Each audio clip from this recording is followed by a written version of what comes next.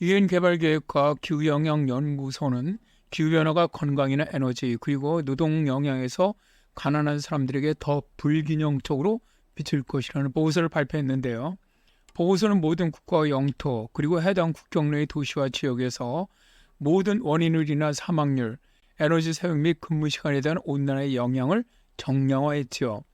그리고 기후 영향이 빈곤층에 불균형적으로 미칠 것이라는 최초의 증거를 제공해서 전 세계 온실가스 배출 증가로 인한 기후 불평등 피해에 대한 논쟁의 틀을 제시했습니다.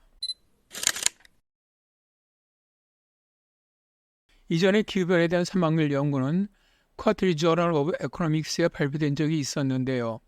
기후변화로 인한 코로나19 팬데믹은 가장 취약한 사람들에게 가장 큰 타격을 줄 가능성이 높다는 것이죠. 그런데 지구기온이 상승함에 따라 사망률에 대한 온도의 영향이 중요해지긴 하지만 중요한 것은 더위에 적응할 수 있는 수단이 있는 부유하고 더운 곳과 그렇지 않은 가난하고 더운 곳과는 다른 결과가 나온다는 겁니다. 이러한 효과는 파리기후 협약에 따라서 현재 배출량 감소 사역을 이행하는 등 전 세계 국가들과 대체로 일치하는 시나리오에서도 뚜렷한데요.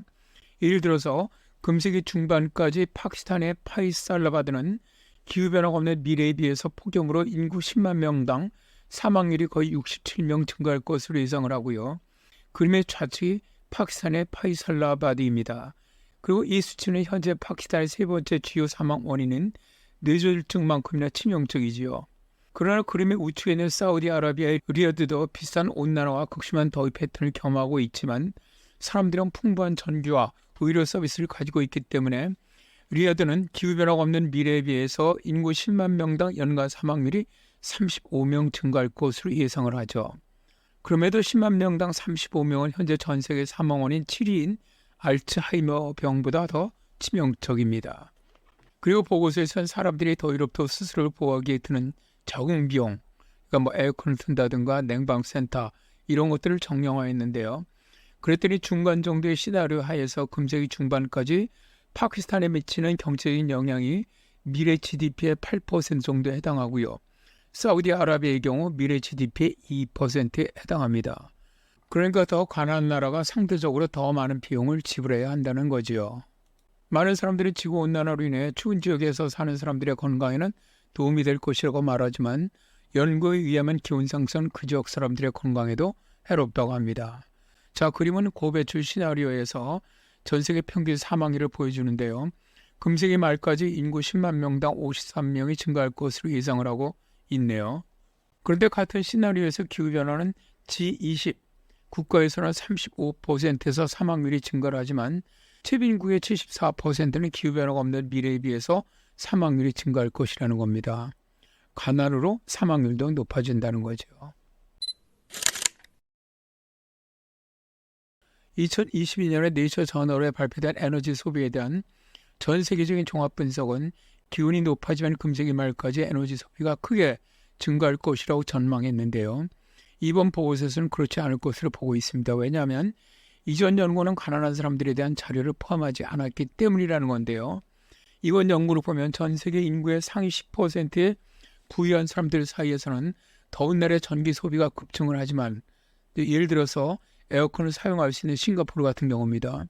그러나 저소득층의 더운 지역은 2100년까지 상대적으로 가난한 상태를 유지할 것으로 예상되므로 사하라 사막이나 아프리카의 많은 지역과 같이 더위가 증가할 때 냉방으로 스스로를 보호할 수단이 부족하다는 거죠.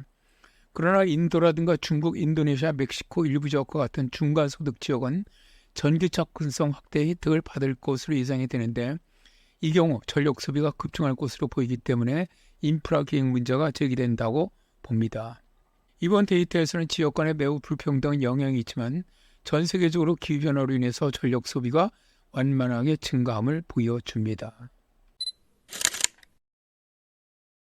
보고서는 농장에서 공장, 콜센터에 이르기까지 다양한 작업장에서 개별 근로자가 근무하는 시간이 증가하는 불편함에 직면함에 따라 100년 동안 어떻게 변화할 것인지를 보여주는데요. 근로자는 해당 산업에 따라 날씨에 노출되는 고위험 직업과 저위험 직업의 두 가지 범주로 나눌 수가 있고요. 각각 기후변화에 다르게 대응을 합니다. 더위는 특히 농업 및 건설과 같은 고위험 부분의 근로자에게 아주 큰 타격을 주는데요. 그림은 아프리카의 가나가 좌측, 동남아시아의 미얀마가 우측에 표시되고 있는데요. 가나와 미얀마와 같이 노동자들이 이미 극심한 더위에 직면해 있는 국가에서는 기후변화가 없는 세계와 비교했을 때 금세기 중반까지 근로자 한 명당 연간 16시간 이상의 손실이 발생을 합니다. 그러니까 정규직 직원이 200명인 회사의 경우 연간 400일의 근무 시간이 줄어드는 것과 같지요. 보고서에서 말하고 싶은 것은 탄소 배출량 감소가 지구의 미래를 결정하는 데 매우 중요하다는 겁니다.